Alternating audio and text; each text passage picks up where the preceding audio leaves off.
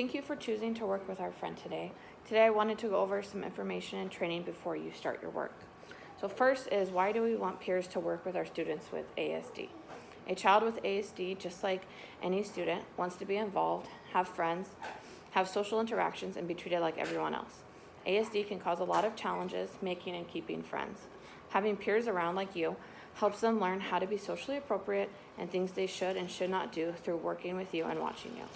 Our goal is for our students with ASD to gain appropriate social skills.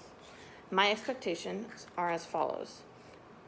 Treat everyone with kindness, be polite, teach them appropriate conversations or small talk, show them appropriate interactions. Students with ASD have trouble communicating, so they don't always make complete sentences. They might not catch on to social cues. They don't pick up on sarcasm. They can get confused easily about what is being talked about and have no idea what is being talked about. They can take everything seriously and literally. Some have very limited vocabulary, and you will have to talk slow for them to understand. Just like you and me, individuals with ASD have likes and dislikes. They like music, games, movies, outings, swimming. A lot of individuals with ASD do not like loud noises, quick movements, bright lights, and can dislike any activity like anybody else, like drawing or playing sports. While working with individuals with ASD, activities will depend on what their day-to-day looks like. They usually have a set routine and a schedule to their day that they do not change. For example, if you are working with an individual with ASD in a group home setting, they might want to play a game. So we're going to demonstrate playing Uno with somebody with ASD. So I'm going to give you 6 cards, and then I'm going to give 6 cards. So first, we have a red 6. So a person with ASD might not know turn taking, or they might not know that is a 6 or that's red. So you're gonna go first, and you're gonna take your turn. So go ahead and take your turn. Do you have a card with a red or a 6? Yes.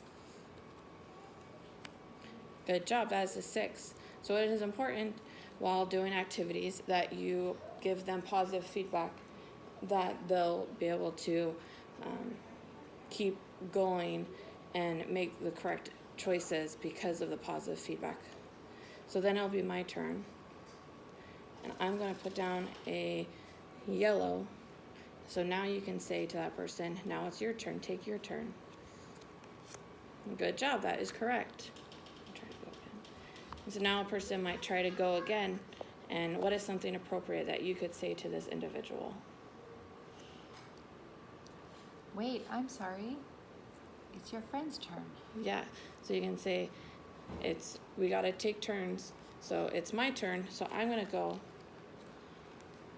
And I'm going to put down an 8. Now it's your turn.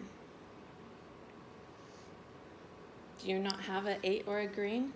So now you're going to draw one. I still don't. You still don't. Okay, well, good job waiting and taking your turn.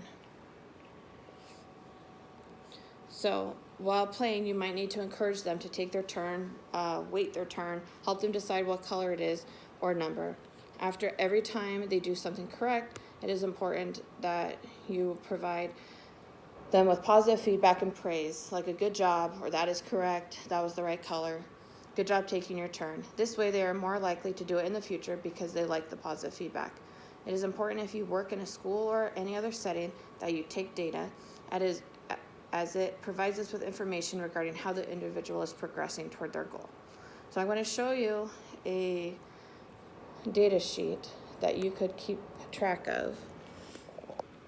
So this one is very simple. You just fill out the date, the time. You're going to put your name and this individual you're working with and the activity. So in this case, it would be Uno. And then there's just a couple questions that you're going to answer. Did the student participate in the activity? Yes or no. Did the student seem to enjoy the activity? Yes or no. Did the activity contain materials that promoted social interaction? Yes or no. Did the activity promote positive or negative social interactions? And you can describe if anything bad happened during the game or if something positive happened during the game, and then any changes that you would make in the future next time you're playing the game. So you would fill this out, and then you would give it to me as the supervisor or teacher, depending on the situation you're in, and that way we keep track of how the student is progressing on their goal.